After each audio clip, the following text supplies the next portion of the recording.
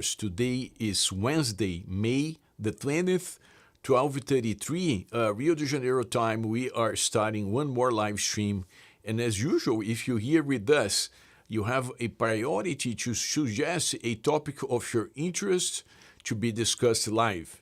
And with that, let's take a look at the news. Let's see what's going on in Brazil.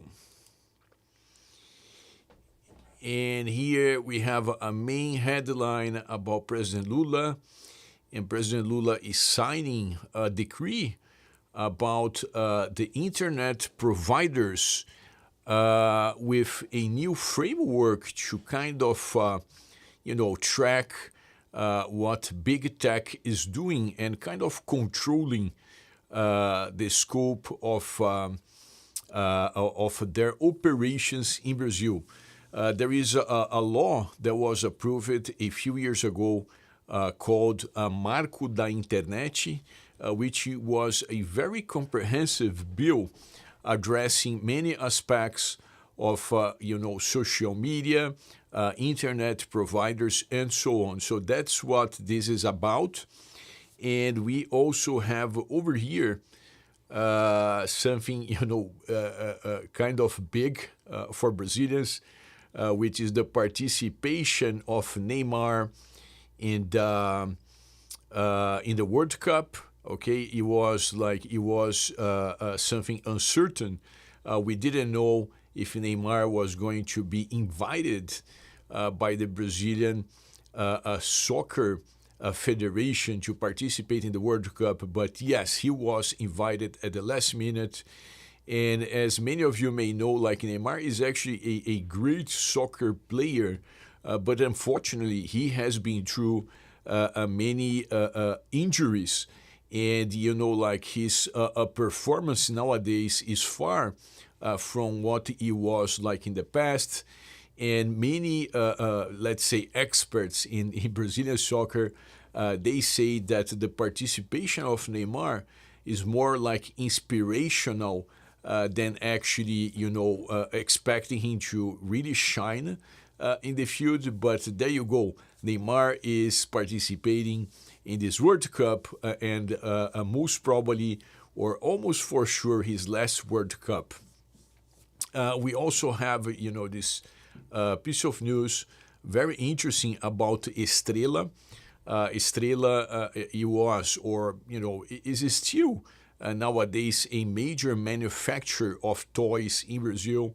They are about probably 80 to 90 years old, so extremely traditional in Brazil, Estrela. And they have filed for recuperação judicial. I think when we compare to the U.S. framework, it would be one of the two chapters related to bankruptcy, but it's not the chapter that is going to address the final stage of a company. It is the chapter addressing restructuring that in a way that this company would have an extra shot at remaining active in the market. Something interesting, about Estrela, and it was part of my, childhood. And something very interesting, I remember, I think so, I'm almost sure about that, that Estrela was actually the first company in the globe to manufacture a Nintendo outside of Japan. And I'm sure you guys know about Nintendo. And so Estrela was the first manufacturer ever to build a Nintendo outside of Japan, meaning there was a license from Nintendo Japan for Estrela to manufacture Nintendo, right? And in the US, I remember there was a very clunky version, which was the NES, right? I think it was NES, the Nintendo NES. It was called the NES for some reason. It was like a box. And the original Nintendo in Japan, it was really tiny. Everything was small, cute. And the version in Brazil was something in between. So the US was clunky, boxy. The one in Japan, really tiny and cute. And I did have one from Japan, by the way. And back in the, I think it was the late 80s or the beginning of the 90s, Paraguay, right, our neighbor country, they're very active in bringing stuff, from all over the world and selling to Brazilians who would travel to Paraguay just to buy electronics. So that's how I bought my first Nintendo, and it was actually from Japan. It wasn't like the version manufactured in Brazil. But there you go. These are the news. Let's take a look at our partner for real estate transactions, right? They work on the realtor side of things, and they've been pretty solid in terms of assisting our clients with real estate transactions.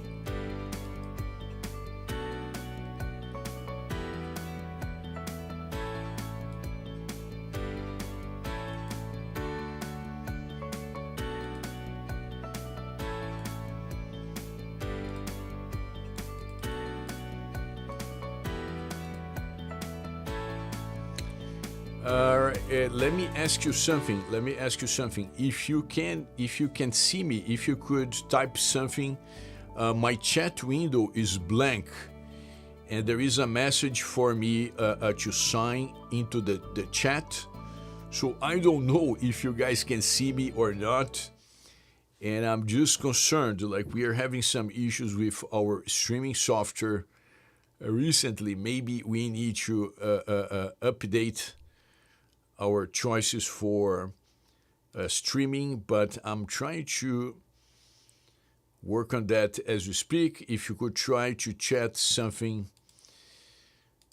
It doesn't look like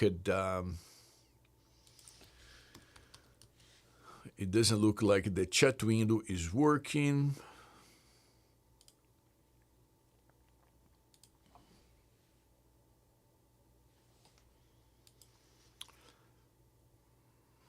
Trying to do something here. If you are there, just hang with me.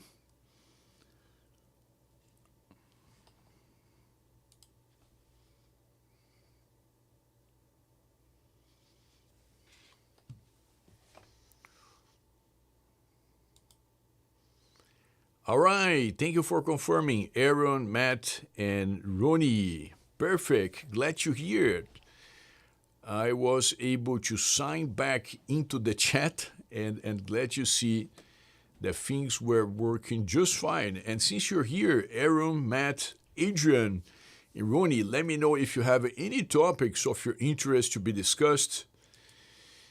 And in the meantime, I'm going to answer some questions from our backlog. They are recurring questions that come our way very often, and therefore I always think they are worth discussing live. So the first one is how to get a Brazilian CPF tax ID in 2026.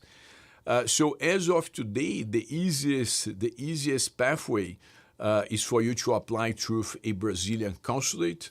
If there is a Brazilian embassy instead of a consulate, typically the embassy is also going to help you with a CPF as long as there is no local consulates around. Okay, so in many countries, like smaller countries, you only gonna find a Brazilian embassy, and in this case, the Brazilian embassy also performs as a Brazilian consulate, meaning that yes, even though they're an embassy, not a consulate, they are gonna help you out with a CPF. Another upside of securing a CPF through a Brazilian consulate or embassy abroad is that typically they are going to create the CPF with a specific tag that is going to say that you are not a tax resident in Brazil. And many times when clients apply by themselves, very often I say, well, I just came to Rio and I went there and I applied by myself. Very often, the CPF being generated is going to be tagged as a tax ID for a resident, meaning that this person would be considered a tax resident from the get-go. And honestly, for the purpose of auditing the Brazilian Revenue Service, they're going to take into consideration different things. So even when the foreign citizen messes up with the issuance of the Brazilian tax ID CPF, it's not always the case that they are going to face trouble because of that. There is some leeway from the Brazilian Revenue Service. They try to look at different things before framing the foreign citizen as a tax resident. Okay, something that we have identified over time is that is not exactly mechanical, right? Many foreign citizens they are after the rules, and they think that by just following the rules, they are securing a specific outcome from a tax liability perspective. But in reality, the Brazilian Revenue Service, they can also consider your intent. And so an example we typically give to explain the intent part of the tax residency goes like this. Let's say if someone comes to Brazil, they are going to apply for the Brazil Real Estate Investor Visa, and they are coming with children and enrolling their children at school. Guess what? The Brazilian Revenue Service has enough basis to consider this family as a tax resident from the get-go, right? And many times the orientation coming from a tax attorney is going to be, well, you know what, like you're not going to be actually a tax resident before day 184. And actually it could be the case, but it could also be the case that the Brazilian Revenue Service, Receita Federal, would consider that specific foreign citizen as a tax resident from day one, because guess what? There is an intent to live in Brazil on a permanent basis from day one. All right? Okay, we have a general principle. Boa tarde, Senhor Oliveira, and everybody in the chat. Boa tarde, General Principal. Hope everyone is well. You too, General Principal. Jonathan Macmillan. Olá, Luciano. Good to hear again. Good to see you over here, Jonathan. How are things with you? I hope everything is going well with you, with your family. It has been a while since we saw each other, last time, but good to see you over here. All right, another question here. This is a more kind of technical one. Would a property co-owned with the Brazilian federal government qualify for the real estate investor visa? Yeah, so this is a very unique, it's not necessarily exclusive to Brazil. It actually comes, I think, from the Roman institutes, from the Roman tradition, and it goes like this: like some tracts of land, when they are too close to the beach, they are going to be co-owned by a private owner and the federal government, right? There is a special regime for those lands, and you basically get to own, if I'm not mistaken, if it is something like between 84 and 86%, and then the ownership from the federal government, if I'm not mistaken, it would be from 16 to 14% of the land, and then you still get like a deed, you have a title record, so this property would actually fully qualify for the real estate investor visa. Now, this said, like there are going to be special obligations when it comes to those lands, right? And one example is like a yearly amount that you're going to need to pay the federal government. And the concept goes like this: well, if you are the owner of 86% or 84% of the land, and the federal government owns like 16, and you're using the whole land, it means you should pay some money to the federal government. So every year, you're gonna pay, if I'm not mistaken, the name of the fee is like taxa de uso, something like a tax for using the land, and you pay on a yearly basis on a single payment. If I'm not mistaken, this one you cannot pay in installments. I may be mistaken. Okay, so this is one of the special obligations. There is another one which I think is pretty important to foreign citizens.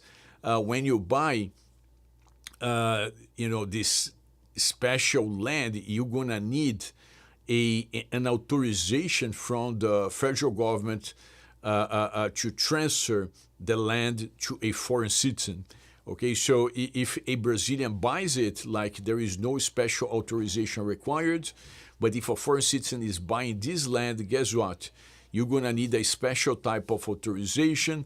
There is a procedure to pursue that, and it works fine most of the time. Like I remember a case here at the firm in which the person was trying to get this transfer for 10 years. Okay, so it works fine most of the time. When it doesn't, then yes, it becomes a pretty big pain in the neck. For this client in particular, we had to file a mandado de segurança. Rough translation into English would be writ of mandamus, which is a legal remedy you need to file against the federal government for the federal government to take action. And it was super interesting. Like this thing was stuck for 10 years. I think we tried for a couple of years to get this thing done through an admin approach, right? Like filing requests, going, to the specific servants in charge of that department. And once we realized that, like, people would just, they wouldn't take the time to read. Like, it was a 300 or 400 page file. And, those folks, they probably in their heads, right? Like they had better things to do other than reading the files. And once we filed like a lawsuit against the federal government, it was very interesting. Like in less than 30 days, there was a decision that they allowed, the property to be transferred to the foreign citizen. But very common in the Brazilian government. If it is something straightforward, you talk to someone, like they can understand, like they say, all right, like let me get rid of this person. They make this thing move. If it is something complex, it's very difficult for you to get a public employee to take the time to understand and do their job, okay? And that's somewhat unfortunate, okay? Not everyone, of course. I mean, of course, there are many good public employees in Brazil, but maybe it is something cultural. Like if you have something complex, for you to be able to get traction within like a public department of a certain government, very challenged most of the time, okay? Alright, Marisa, boa tarde, Dr. Luciano, estamos ligados na sua live, bom vê-los aqui, Marisa, Ricardo, obrigado pelo suporte. Jonathan Macmillan, Luciano, I want to get my Brazilian visa the first week in June through your firm. Question, how much is it and how long does it last for? Jonathan, I would assume you're talking about the e-visa, the visitor visa, right? And I think it's something like $250 US. And it was taking, right? Last time I saw it, I think it was taking 10 days in average for you to apply for. And if you are considering getting this thing for June, Jonathan, like I would recommend you to start as soon as possible, right? Because sometimes for some reason, some applications are going to take longer than that. But most of our clients, they are going to be approved like within 10 days. All right, Jonathan, we're going to be pleased to assist you. Just send us an email just saying, listen, I want to get started. Just sharing here our email in case you don't have it handy. Our onboarding is typically handled by Justin Castillo. And Justin, not Justine, okay? Justin, she's a lady, she's not a guy. I know, especially U.S. citizens, they have a really hard time calling Justin. They needed to fight really hard against calling her Justine. She's not Justine, she's just Justin. But you can reach her at our generic email address, like info@oliveiralawyers.com. And Jonathan, yes, just let us know. We're going to be pleased to assist you. And hopefully this is going to be just your first step towards something more long-term in Brazil.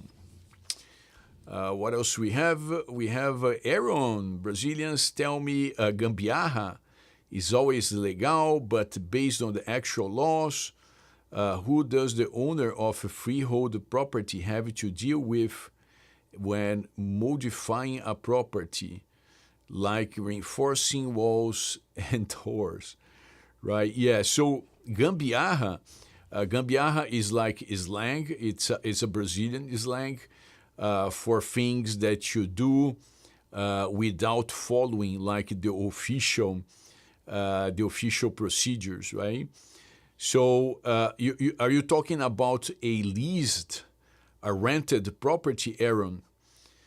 Right? So if you are reinforcing, like modifying a property that you are renting, right? Typically you get permission from the landlord. But let me know what do you mean by freehold property, all right? And then I'm going to be able to further elaborate on that. But talking about the gambiarra, right? The gambiarra is such an interesting concept, right? Gambiarra, it also connects to jeitinho brasileiro. And you probably heard about this one, Aaron, jeitinho brasileiro, right? Like jeitinho brasileiro, it means like our Brazilian way of finding a way to do some. Unfortunately, most of the time is not something creative for the good. It's going to be something creative, to handle things outside of the formal pathway. And I can give you an example, right, which is like just, is astonishing to me, how pervasive this gambiarra or jeitinho brasileiro exists in Brazil. So this happens in real estate transactions. Many times you're going to buy a property in Brazil. Let's say you're going to, buy this property for 1 million reais. And then the seller and most probably the realtor representing the seller is going to tell you something like this. You know what? The seller, he bought this property for 200,000 reais. Now he's selling for 1 million. So he's going to need to pay a lot of taxes on that. And just like it is very common in Brazil, we want to declare the transaction for 500, meaning that you're going to pay 1 million reais, right? It doesn't mean you're going to pay 500. You still pay 1 million reais, but the seller, and guess who? You as well are going to declare at closing that the price is actually 500,000. And because of the reduced price tag, guess what? The seller is going to pay less capital gains tax.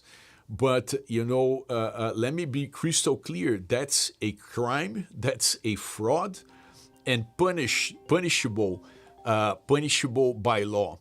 Okay, so that's an example of gambiarra and jeitinho brasileiro that is very unfortunate to our culture. And it's very interesting when we are approached by the foreign citizens and say, well, but they're saying it's super common. That's how things work in Brazil.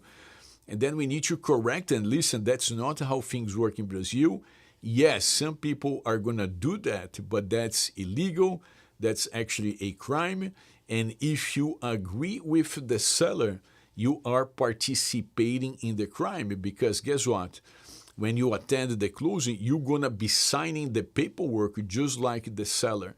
And if you are declaring in the paperwork that you're paying 500 and in reality you're paying 1 million reais, you are participating in this fraud against the government. So, in other words, don't do it. Always do things by the books. That's how we work here at the firm. That's how we recommend you to do. All right, nice sharing. General Principal, Senhor Oliveira, where do you rank the Brazil student visa compared to the digital nomad? Do you handle clients that move to Brazil to learn Portuguese? General Principal, so most of our clients, like they end up learning Portuguese because they have to, right? So typically people would not move to Brazil to learn Portuguese. They would learn Portuguese to have a better experience in Brazil. So I don't like the student visa much because like once you get the visa, you are kind of stuck with a good part of your time committed to the learning. I'm not sure if you need to commit, if it is like 15 hours a week. I don't recall anymore. From the get-go, many Francis are going to say, well, 15 hours a week is not that much. Like I'm also going to socialize, in the classroom. But what I see happening is that many people end up getting tired of the commitment over time. And then eventually they are going to try to find something else. The digital nomad, on the other hand, is much more flexible because once you get it, you can do whatever you want, right? Like, you can, keep your part-time.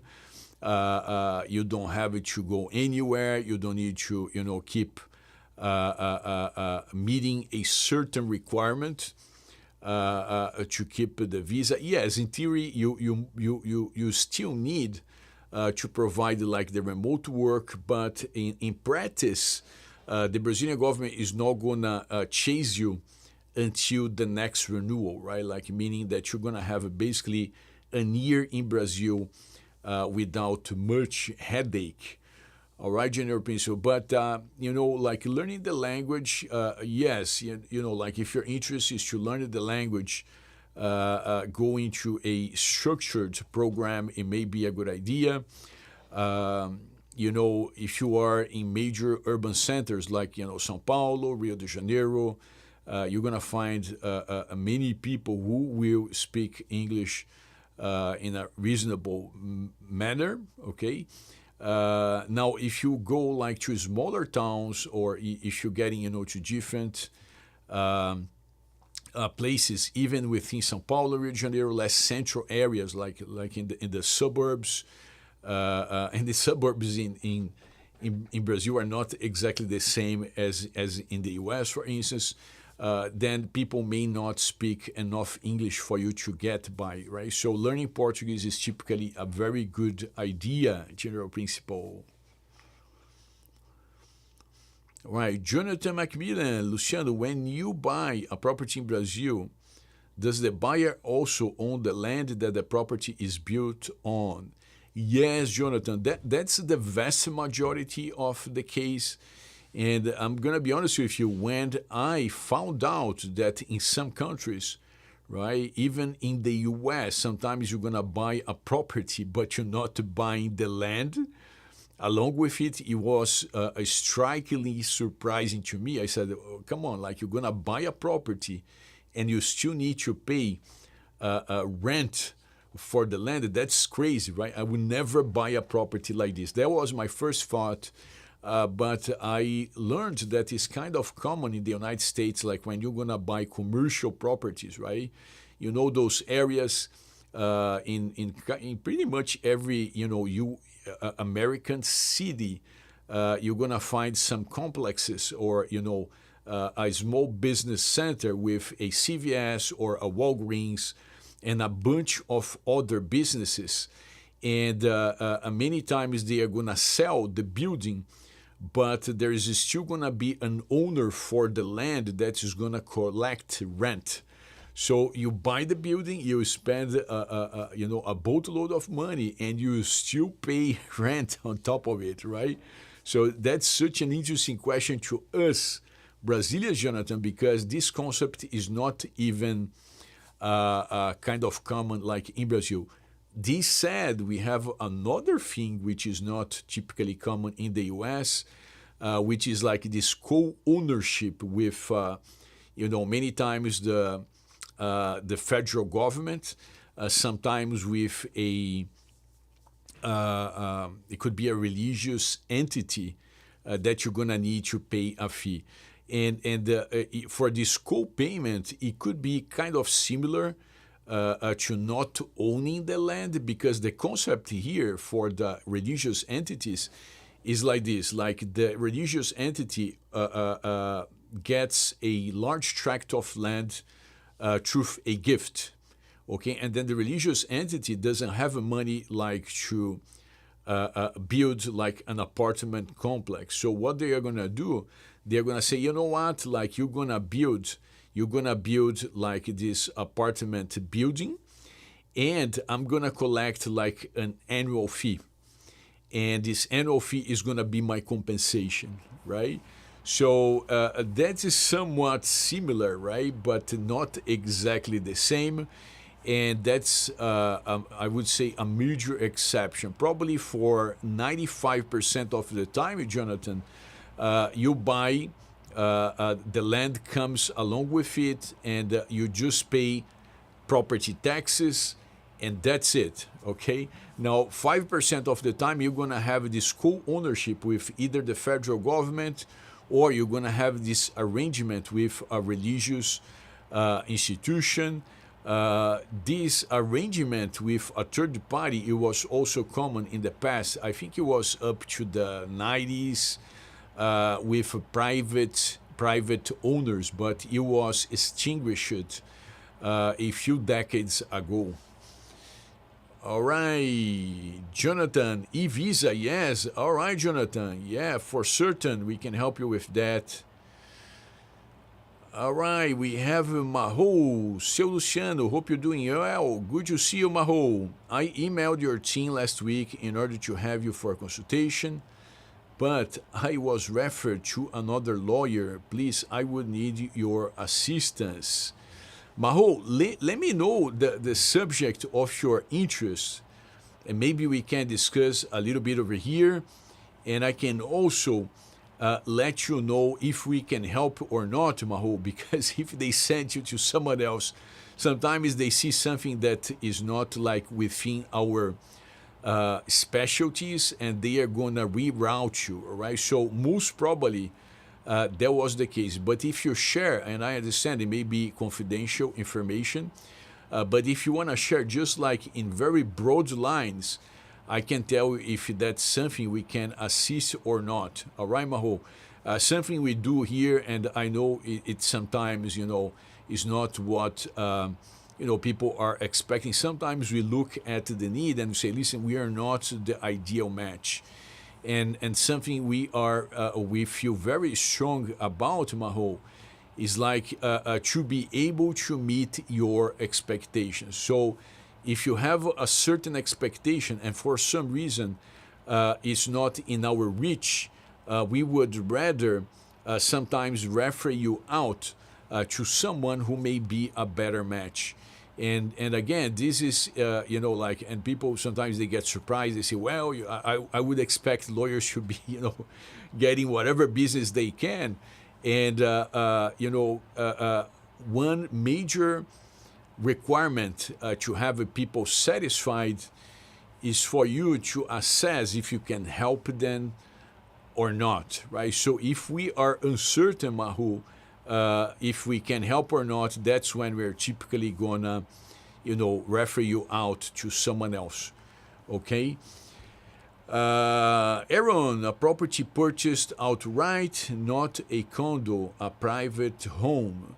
All right, so you bought the property and then you want to do something and you want to know if you need an authorization or not. Yes, that's That's a good question. So if you buy an apartment, typically there is going to be an HOA, and the HOA is going to request that you have two things. One thing is going to be a project, so you're going to share a project with the HOA, so they are going to review that particular project based on the HOA covenants. Okay, so that's the first thing. The second thing, they are going to ask you to get a license to do this renovation, if you will. Okay, so that's very typical in a HOA. Now, if you're buying a house that's not in a HOA, what people are going to typically do, if it is something within the house, guess what? And that's the gambiarra, right? That's the gambiarra that you're talking about, right, Aaron? Like, so if the renovation is inside the house, and inspectors cannot see from the street, many Brazilians, they are going to actually skip. They are going to skip on the license for the renovation. Okay. Now, if you are in a in a higher end neighborhood, even if the renovation is within the house, inspectors cannot see from the street. Typically, homeowners, they're going to still secure all the required licenses, because guess what? Sometimes you have insurance, and if you do a gambiarra, right, jeitinho brasileiro, if you don't do things by the books, guess what? And there is some type of damage to your property, and you didn't get the proper license, guess what? You're not going to be reimbursed. You're not going to be reimbursed by the insurance company, right? And therefore, I think more, people who have a better understanding of life, they are going to try to avoid the jeitinho, the gambiarra, those shortcuts, and they are going to do things by the books, because if they are doing things by the books, if something happens, then they have this opportunity of going, to the public authorities, of going to the insurance company and be reimbursed for the damage. Interesting point, Aaron. I love when I have to pay the capital gains tax later when I sell. I paid 1 million, government sees 500, so I get to pay on an extra 500. Yeah. If you manage to keep up to the 15 hours per week for 4 years, do you get the residency? No, Aaron. So that's another huge downside of the student visa. You don't get anything, okay? You don't get anything. And I have an example I always share, because this was a close friend of mine.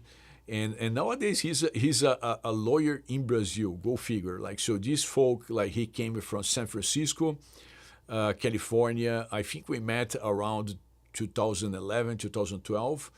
And he went through 2 full bachelors in Brazil in order to stay legally in the country. So I think the first degree, it was accounting, like a 4-year degree in accounting in Brazil.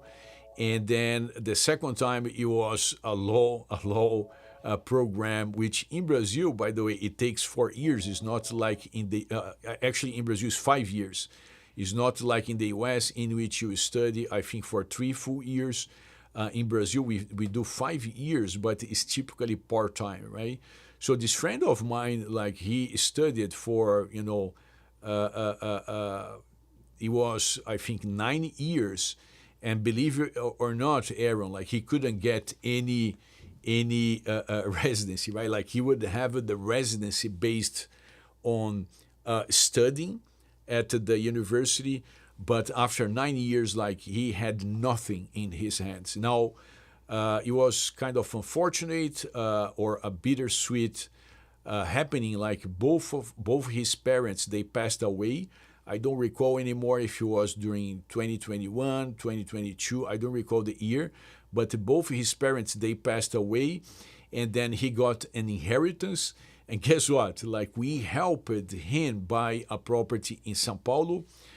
It was by Avenida Augusta, so he bought a property, and through the property, he secured the Brazil real estate investor visa, and from there, he's following with the permanent residency and so on. But yes, student visa / residency, it doesn't get you anywhere.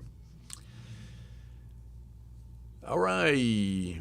Aaron was joking that in addition to it being a crime, if you sign a contract for lower value, someone has to pay the tax difference, and that person is you. Exactly, Aaron. Exactly. We actually have the this knowledge somewhere in our website, or it was a video, right? So, it's very interesting, because if you agree with misrepresenting the amount for the property, in a lower amount, like in this example, instead of 1 million, like you're saying, well, I'm buying for 500. Guess what? When you sell, you are gonna be the one footing the bill, right? Because then now, instead of paying capital gains over 1 million, let's say if you bought for 1 million and then you're selling for 1.2 million, your capital gains would be what? Would be the 200,000, right? The difference between 1 million and 1.2 million. But now, if you misrepresented to the government that you bought for 500, guess what?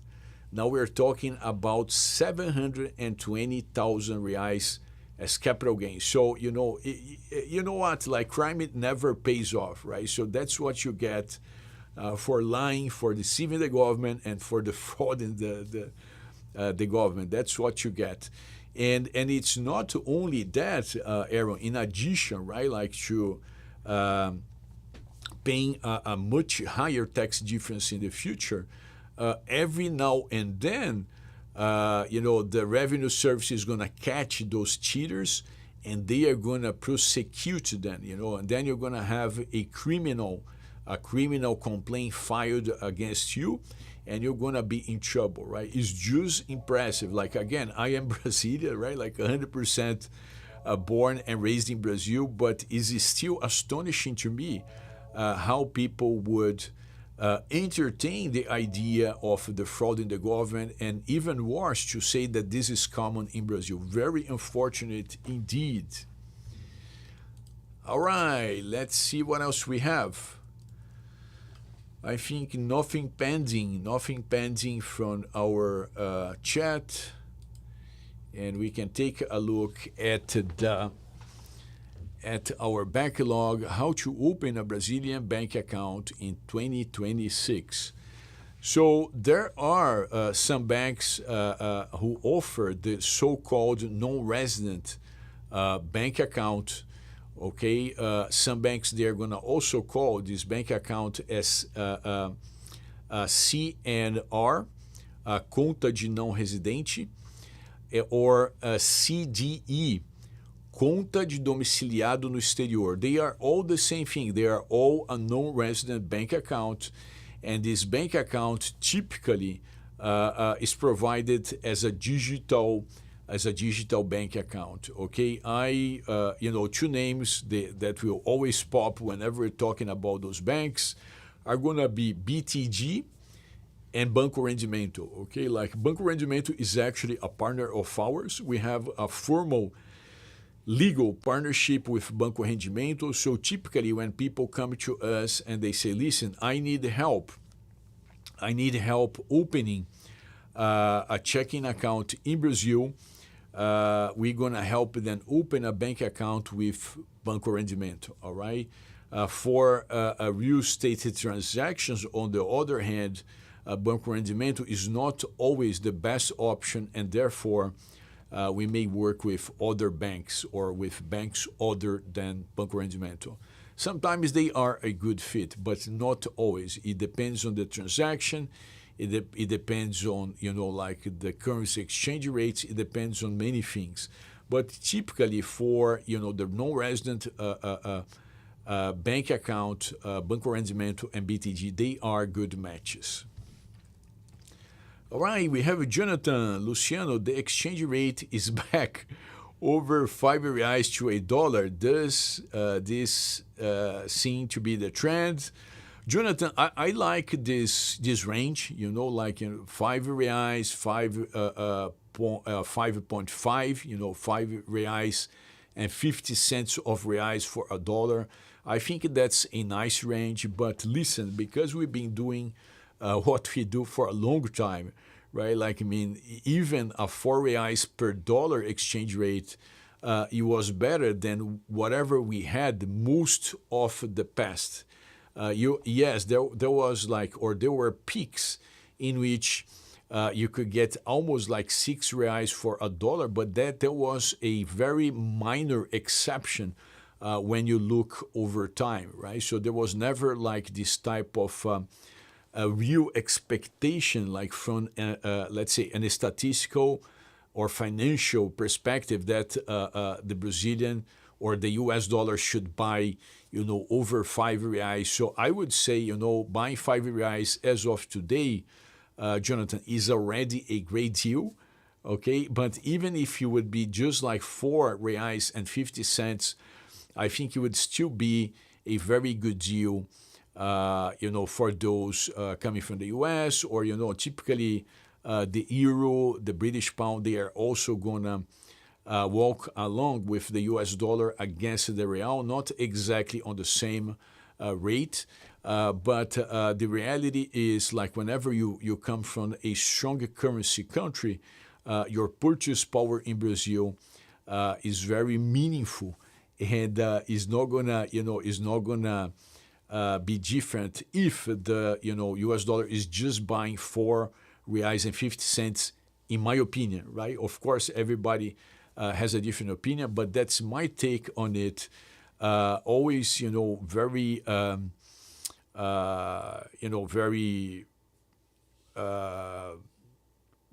very easy or much easier for instance, to buy a property in Brazil. Brazilians, they are going to work with a weaker currency. Salary levels, like in Brazil, they are much lower than what you would observe in the United States, in most of Europe, right? So whenever you come to Brazil with US dollars, you are in a very comfortable position, no matter what the exchange rate is, in my opinion. All right, we have Maho, Sr. Oliveira. I was just asking if they can assist me as someone from the Republic of Benin. My fiancé is from Rwanda, and I want to know if we both could have the remote work visa. So, Maho, we do address this question every now and then here at the live stream, and nowadays there is an unwritten, meaning it's not written anywhere, policy by the Brazilian government to try to restrict the digital nomad visa to certain countries, okay? And whenever you're talking about countries that are not like the most developed countries, typically you're gonna face 2 challenges. One challenge, sometimes they don't even offer the digital nomad visa. And other times, even though they offer in theory, even when you apply, even when you provide the compliant paperwork, they are not going to approve. Okay? And from a legal perspective, I mean, they are entitled to refuse the visas, because on top of the more, let's say, more solid and concrete requirements, there is also the intent, right? The intent. So whenever you provide me with a fact pattern like this, Maho, the way that I think that the Brazilian consulate or embassy in your country is going to see you, they're going to say, you know what? They don't want to be a digital nomad visa holder. They actually want to move to Brazil. And the digital nomad visa is not for people to move for the long term. The intent, it should be of short term. And then they look at the applicants and they say, you know what? I can see through this application And this person, they are not coming here to stay for the short term. They are actually coming here for good. And therefore, we're going to deny the visa. All right, Mahu. So that's more or less the challenges that applicants face. Now, what we typically can help you with, let's say, if you are able to enter Brazil, like let's say once you are in Brazil, then we can help you with many things, because once you are in Brazil, typically, right, depends on the track, but for many things, you're not going to be dealing anymore with the consulate or embassy abroad. Once you are physically in Brazil, you're going to be dealing with the Brazilian immigration in Brazil, and the Brazilian immigration in Brazil has a tradition of dealing with applicants in a more similar way. Okay, so let's say if you are physically in Brazil, Mahu, if you are in Brazil, if your fiancé is in Brazil, okay, and you guys are physically in Brazil and you entered Brazil legally, then yes, we can easily help you secure the digital nomad, no matter if you are from Benin and no matter if your fiancé is from Rwanda. The challenge is typically, to get you from those countries to Brazil. That's when, the consulates and the embassy, they try to really, vet you, unfortunately, using a very high standard of expectation in terms of income, in terms of travel history, right? Something that they look at very often is going to be travel history. They're going to look at your passport. They're going to look at it and say, well, I just see like 2 international trips in the past, right? Why would you travel now to Brazil? It doesn't make sense. It doesn't make sense for your profile, okay? Because you just travel internationally twice in your life, and now you're coming to Brazil. I can easily tell, and it's not me saying so, it's like the consulate officer, right? I can easily tell that you're coming to Brazil to stay for good, to stay forever. You're not coming here as a digital nomad, right? Now, if you're making, right, like instead of making, if instead of making, like the minimum amount as per the digital nomad, if you're making like $10,000, a month, and if you've been traveling to every place in the world, and they can tell from your passport, guess what? Yes, they are gonna typically help you come to Brazil, okay? But in the vast majority of cases that we saw in the past, is that unfortunately, many applicants for the digital nomad, their real intention was actually come to Brazil to stay, and this intention goes against the purpose of the digital nomad. All right, Mahu. Also, I wanted to know if there is anything I should be aware of in terms of documentation, as apparently most of your clients are Americans. How does it work for non-American clients? So, Mahu, the requirements, they are somewhat similar. What's going to change dramatically the review is going to be whether you are applying abroad. Okay, so if you're applying abroad, again, really high discretion from the consulate and embassy, and whenever you are in a non-developed country or a developing country, they are going to typically have this kind of expectation that you are actually coming to stay for good, and even if you have strong financials, they could still deny your application. Now, once you are in Brazil, they are going to be working with the typical requirements most of the time, right? So the distinction here is more whether you are applying abroad or if you are applying in Brazil. In terms of documents, yes, you're correct. Like for U.S. Clients, typically things are going to be in English, which brings an additional level of comfort for the Brazilian immigration, because, whether in a consulate or in Brazil, like they're going to be able to understand the documents. Now, if you're dealing with different languages, then you have one more burden for the immigration to overcome. Typically in Brazil, you're going to provide the translations on every document that you're going to be presenting. But the upside of documents in English is that, the analysts, they can look at the translation, but they can also get a grasp of the content in the original version. Now, if you're bringing a document in other languages, then you have a challenge, because the analysts, they basically look at the source documents and it doesn't mean anything to them. In this case, if they look at the translation and there is something funky, they may say, well, you know what, like I don't think this thing qualifies, and just push it away. Okay? Oh, all right, Jonathan, thank you for the reminder. Jonathan is saying, make sure to like. Yes, if you're here with us, if you are enjoying our live stream, make sure to like our content. That's going to be very welcome indeed. And it looks like we are approaching, unfortunately, the end of our live stream today. Don't forget, we are here together again on the 27th. We have created the event on our YouTube channel. So if you don't want to forget about next week, just go to the schedule, click on notify me, and then as soon as we start the live stream, you're going to get a notification and you're going to be able to join us for more.